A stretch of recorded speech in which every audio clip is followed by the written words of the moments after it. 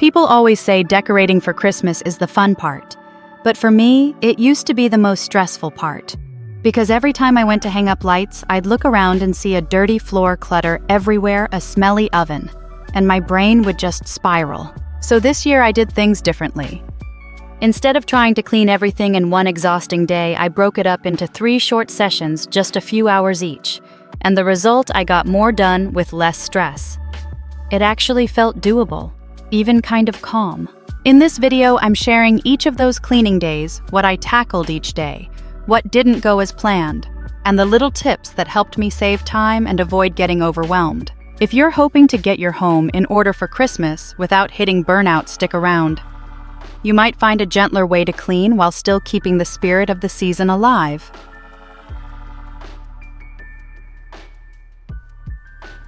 The first day I started cleaning to get ready for Christmas was one of those rare moments when the house was quiet. Everyone was out, and honestly, that's the only way I can ever get anything big done. So I made a cup of coffee, looked around, and thought, okay, let's just start. Day 1. Putting away Halloween. And the first thing that needed to go, the Halloween decorations. It was already late November, and somehow the Halloween decorations were still out. Not just 1 or 2 things, I mean the whole setup. Plastic pumpkins on the shelves, fake cobwebs in the corners, a candy bowl that hadn't been touched in weeks. I'd walked past it so many times thinking I really need to sort that, but I kept putting it off. So that morning, while the house was quiet, I finally decided to deal with it. I grabbed a big storage bin, the usual one I use every year, and just started clearing things off. I didn't overthink it. I wasn't reorganizing or labeling anything. I just wanted it packed up and out of sight. There were a few surprises along the way, like finding a squished chocolate under the table, and one of the decorations had melted a bit because I left it near the radiator. Typical. But overall, it didn't take long, just a bit of back and forth between the living room and the hallway cupboard. I didn't clean anything properly yet. The windows were still smudged. The shelves were dusty. But I wasn't trying to deep clean, just getting that one holiday cleared out so I could make space for the next one. Once it was done, the room already looked a bit less chaotic. Not spotless, but clearer. At least now I wasn't walking past cobwebs every time I made a cup of tea. And that was enough to get the ball rolling for the rest of the day. That little bit of progress gave me the momentum to keep going. Just a simple job I'd been putting off finally done. Day 1. Cleaning the kitchen window. Once the Halloween stuff was packed away, I moved to the kitchen window. It looked streaky, and there were some leftover marks from where the kids had drawn on it weeks ago. Nothing dramatic, just smudges, fingerprints, and some faded marker lines. But it was enough to make the whole space feel a little off. I started by mixing a small bowl of warm water with a drop of dish soap, just enough to break down grime. I used a soft cloth to wipe the surface gently, focusing on the edges where dust tends to collect. For the stubborn spots like dried-on marker or grease splashes from cooking, I switched to a sponge with a mild scrubbing side. If you've got any kind of cooking surface near your window, grease will build up over time, even if you don't notice it right away. A simple tip: spray a mix of white vinegar and water half and half after wiping with soapy water. It helps cut through the film and gives the glass a cleaner finish. To dry, I used a microfiber towel instead of paper towels. It's faster, less wasteful, and doesn't leave lint behind. I wiped in straight vertical strokes from top to bottom, which helps avoid streaks. I didn't clean the frames or surrounding walls yet, that'll be a separate task. The goal here wasn't perfection, just restoring the glass so light could come through properly again. It took about 15 minutes total, and it made the whole kitchen feel tidier, not because the whole room was spotless, but because this one surface was finally clear. Day 1. Washing doormat. Stripping cushions and throws. After finishing the windows, I moved on to a few fabric items that had been quietly collecting grime, starting with the doormat. We keep our mat just inside the door so it gets a lot of traffic. It looked fine at a glance, but when I picked it up, it had that musty smell that rugs get when they've been ignored for too long. I shook it out outside to get rid of loose dirt, then scrubbed it in the tub using warm water, a bit of laundry detergent, and a stiff brush. Tip: if your mat isn't machine washable, scrubbing by hand with diluted detergent works well. Just be sure to rinse it thoroughly and let it dry completely before putting it back, ideally outside in direct sun if you can. Next up, the cushions, and throw blankets on the couch. I try to stay on top of these, but realistically they go weeks between washes. I stripped all the covers and tossed them into the machine on a gentle cycle with warm water and fragrance-free detergent. Small habit tip. I keep a laundry basket in the living room specifically for things like this: soft furnishings that need occasional cleaning but are easy to forget. When it starts filling up, I run a load. Simple but effective. While the machine was running, I wiped down the bare cushions with a damp cloth just to freshen them up.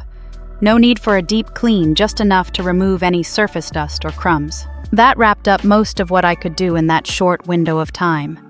I didn't clean every corner or vacuum the floors, I just handled a few fabric-based items that would make the whole space feel fresher. Day 1. Wiping down the living room table and window ledge, with the cushions in the wash and the doormat drying, I moved to two small but always cluttered spots: the coffee table and the window ledge in the living room. First up was the table. It's one of those surfaces that quietly collects everything: cups, kids' toys, mail crumbs, the odd sock. You name it.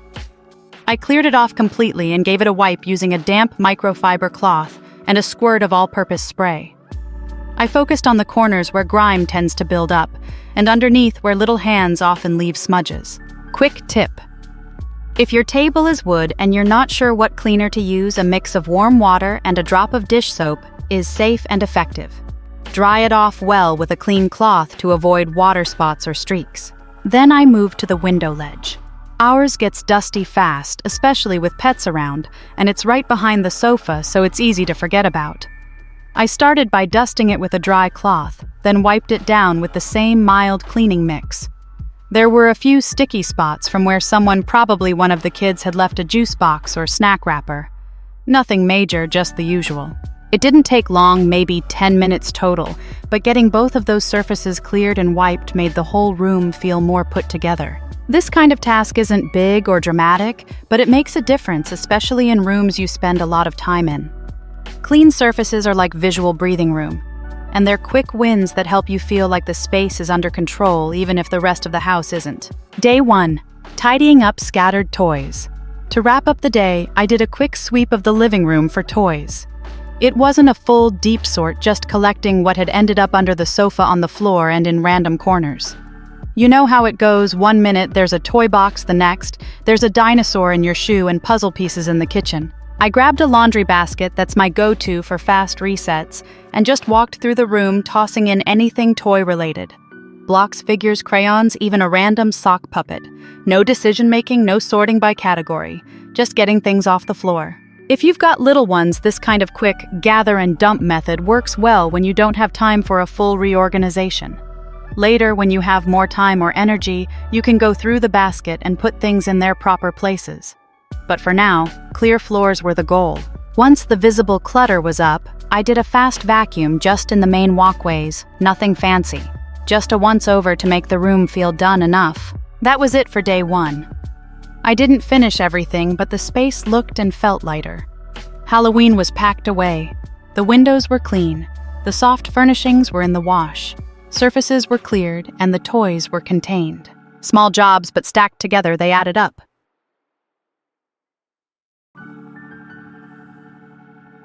By day 2, I was ready to tackle what I usually ignore: the stuff down low. Floors, baseboards, the kind of areas you don't really notice. So I grabbed my supplies, set a simple goal, and got to work. Day 2. Wiping fridge gap, cabinet bases, and stove light. First on the list, the narrow space between the fridge and the kitchen cupboard. I pulled the fridge forward just slightly, not fully out, just enough to fit a duster and a long-handled tool. There were crumbs, lint, a few bits of dry pasta, and a random magnet I hadn't seen in months. I used a vacuum first to suck up the loose bits, then wrapped a damp cloth around the handle of a wooden spoon to reach down the narrow space. It's not fancy, but it works, especially when you don't want to pull out the whole appliance. After that, I moved to the base of the kitchen cabinets. These get kicked, splashed, and ignored constantly. I used a small bucket of warm water with a squirt of dish soap and a sponge with a scrubby side. I started at one corner and worked my way around, wiping the toe kicks and the lower doors. If you've got pets or small kids, these areas collect more dirt than you realize, especially near food prep zones. Then I looked up at the little light fixture above the stove. I hadn't even noticed how greasy it had gotten, probably from months of steam and cooking oil. I turned the light off, let it cool, and then sprayed it with a light degreaser. I wiped it down with a microfiber cloth, being careful not to push too hard in case anything was loose. Each of these jobs only took a few minutes, but together they made the kitchen feel a lot cleaner. Not in a big, dramatic way, just quieter and more under control. It's always surprising how much grime hides in plain sight until you go looking for it. Day 2. Wiping the dining chairs and cleaning around the trash area. Next, I moved on to the dining chairs. They're one of those things that don't seem dirty until you get close, and then you see the crumbs in every corner, smudges on the backs, and sometimes even dried bits of food stuck underneath. I started by turning each chair over and giving it a quick shake to get rid of anything loose. Then I used a microfiber cloth with warm, soapy water to wipe them down top to bottom, including the legs and undersides. For stubborn spots, especially on the edges of the seats, I used an old toothbrush dipped in the same solution. That helps lift out anything stuck in seams or grooves without damaging the surface. After the chairs, I tackled the area around the trash bin. This spot collects more mess than you'd expect: crumbs, splashes, sometimes even sticky spots from where a bag has leaked slightly. I pulled the bin out, vacuumed the area, then mopped the floor underneath with a bit of floor cleaner and hot water. Then I wiped down the sides of the bin itself, including the lid and the handles. If you use a step bin like I do, check the pedal area, that's where grime really builds up. I used an all-purpose spray and paper towels for that part, since I didn't want to use my regular cloths on it. It didn't take long, maybe 20 minutes total, but it made a huge difference. This is one of those corners that quietly makes the space feel messy, even when everything else is in order. Once it's clean, the whole kitchen feels fresher. Day 2. Baseboards and floor mopping with bleach water. One of the last tasks I handled that day was wiping down the baseboards. They weren't visibly filthy, but once I got close, I could see the usual build-up dust, pet hair, the occasional scuff. I used a damp cloth with a small amount of dish soap, working in sections along the edges of the walls. For the tighter corners, I wrapped the cloth around a spatula handle to reach behind furniture without dragging everything out. After the baseboards, I mixed up a bucket with hot water and a splash of bleach, not too much, just enough for a proper disinfecting pass. It's not something I use every week, but once in a while it helps cut through any lingering kitchen smells and gives the floor a cleaner finish. I mopped section by section, starting at the far corner and moving backward toward the door so I wouldn't step over the wet areas. It wasn't a deep scrub, just a solid refresh enough to lift stains and give the room that clean smell you only get with bleach water. Once it dried, the kitchen felt noticeably better. Not because everything was perfect, but because the low-traffic areas finally caught up with the rest of the space.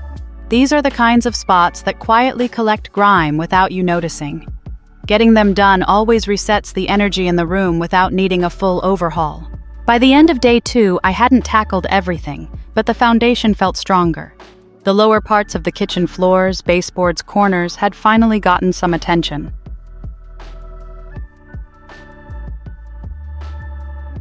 By day 3, the surfaces were clean, the clutter was down, which meant it was time to face what I'd been avoiding: the kitchen mess I couldn't ignore any longer. Next up, the stovetop and oven. Day 3. Wiping the stovetop and handles. Before dealing with the tougher jobs like the oven interior, I focused on the outside.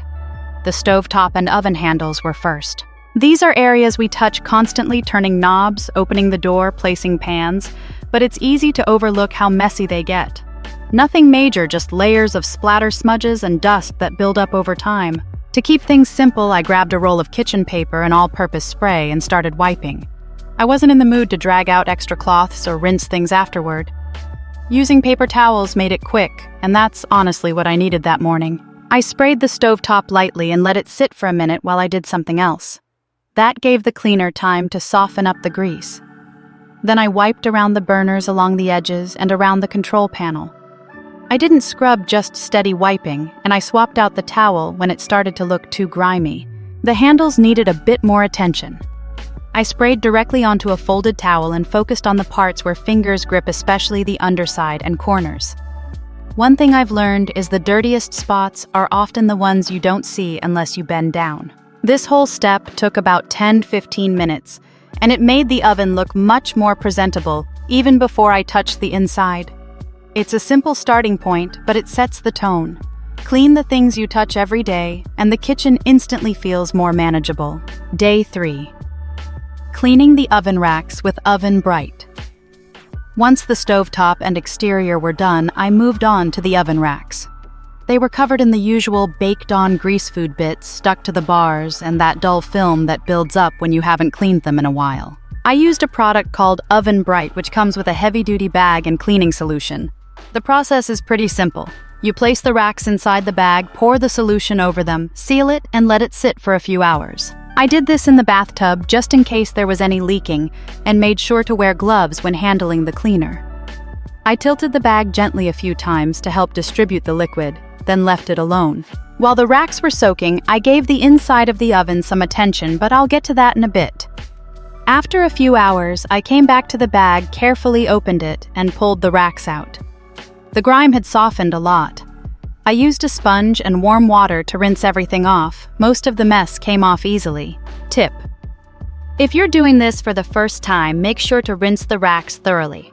Any leftover cleaner can cause a strong smell when the oven heats up again. Once they were clean, I left them to air dry on an old towel. It was one of those satisfying jobs, not quick, but very worth it. The racks looked almost new again. Day 3. Applying baking soda plus dish soap to the oven base. While the oven racks were soaking, I turned my attention to the inside of the oven.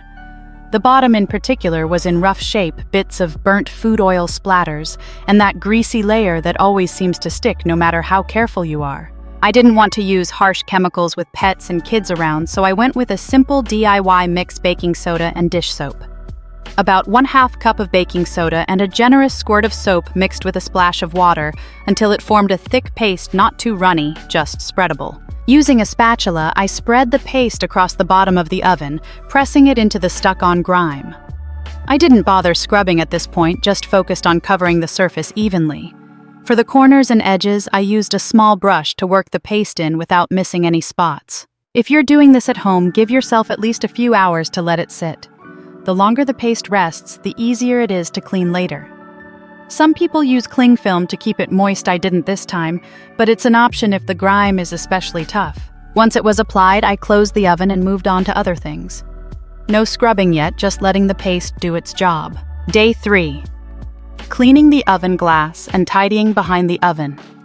While the baking soda paste was still working on the oven floor, I moved on to the glass door. I started with the outside, just a basic wipe down using an all-purpose spray and a microfiber cloth to remove fingerprints, grease marks, and dust. It didn't take much effort, but it made the whole oven look more polished right away. Then I opened the door and tackled the inside glass. It had a mix of splatters and baked-on spots that had been sitting for way too long. I used the same baking soda and dish soap paste, applying a thin layer just to the glass. I let it sit for about 30 minutes before wiping it off with a damp cloth. Most of the grime came off with a few swipes. For tougher corners, I used a plastic scraper, nothing sharp, just enough to lift the residue without scratching the surface. After that, I pulled the oven out to check behind it, and as expected, it wasn't pretty. Dust crumbs and a few random toy parts had all settled back there over time. I vacuumed the area thoroughly, then wiped down the floor and the side panels of the cupboards with hot water and a bit of degreaser. Safety note: if you're doing this at home, be careful not to tug the gas or power lines. I only pulled the oven out far enough to clean the floor behind it, nothing too extreme. Once that was done, I slid the oven back into place. Everything was looking and feeling a lot cleaner, and the most dreaded part, the oven was nearly done. Day 3. Wiping down the gas stove and kitchen floor. To finish off day 3, I turned back to the gas stove. The grates were already cleaned and drying from earlier, so I focused on the surface around the burners. I used a degreasing spray and a sponge with a scrubby side to gently clean around each burner cap. These spots tend to collect that sticky film from steam and cooking oil, especially if something's boiled over.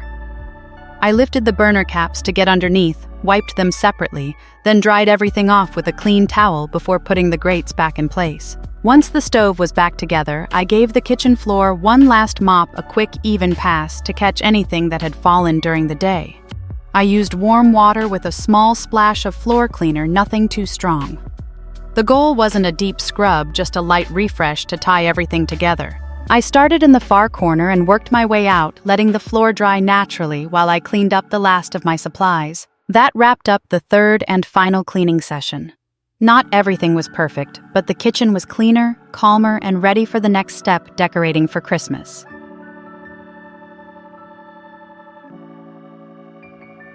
After 3 short cleaning sessions spread across a few days, the house wasn't perfect, but it was ready. I didn't scrub every corner or follow a strict checklist. I just chipped away at what had been sitting on my mind for weeks: the Halloween leftovers, the smudged windows, the dusty baseboards, the oven that had been quietly smoking every time I used it. Each day, I picked a few tasks, finished what I could, and let the rest wait. And in doing that, the house slowly started to feel lighter, more breathable, and actually ready for the next season. This way of cleaning in sections without pressure worked better than trying to tackle everything in one exhausting day. It gave me space to think, to rest, and most importantly, to actually enjoy the process. Now the big jobs are done, which means it's time to bring out the Christmas decorations.